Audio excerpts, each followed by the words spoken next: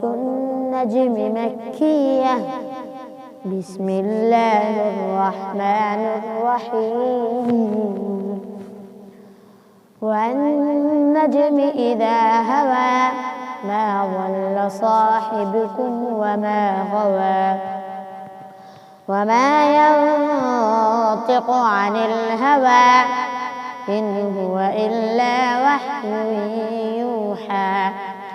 علمه شديد القوى ذو مرة فاستوى وهو بالأفق الأعلى. ثم دنا فتدلى فكان قاب قوسين أو أدنى فأوحى إلى عبده ما أوحى. ما كذب الفؤاد ما رأى فتمارونه على ما يرى ولقد رآه نزلة أخرى عند سدرة المنتهى إذ يغشى السدرة ما يغشى. ما زاغ البصر وما طغى لقد رأى من آيات ربه الكبرى. أفرأيتم اللات والعزى ومناة الثالثة الأخرى ألكم الذكر وله الأنثى تلك إذا قسمة ضيزى. إن هي إلا أسماء سميتموها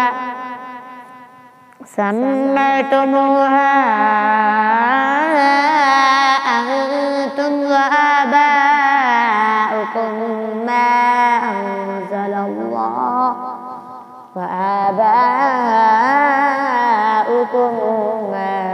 أنزل الله بها من سلطان إن يتبعون إلا الظن وما تهوى الأنفس ولقد جاءهم من ربهم الهدى.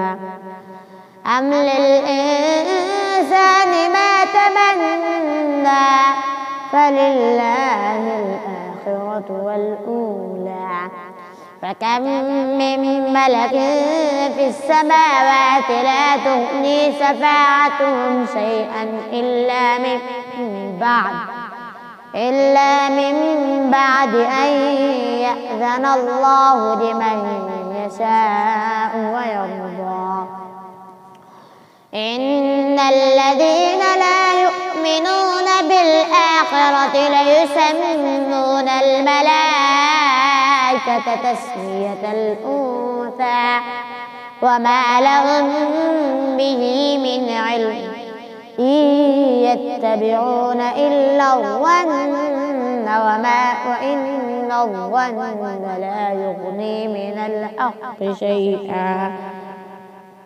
فأعرض عمن تولى عن ذكرنا ولم يرد إلا الحياة الدنيا ذلك مبلغهم من العلم إن ربك هو أعلم بمن ضل عن سبيله وهو أعلم بمن اهتدى. ولله ما في السماوات وما في الأرض ليجزي الذين أساءوا بما عملوا ويجزي الذين أحسنوا بالحسنى. الذين يجتنبون كبائر الإثم والفواحش إلا اللمم إن ربك واسع المغفرة هو أعلم بكم إذ أنشأكم من الأرض وإذ أنتم أجنة في بطون أمهاتكم فلا تزكوا أنفسهم هو أعلم بمن اتقى.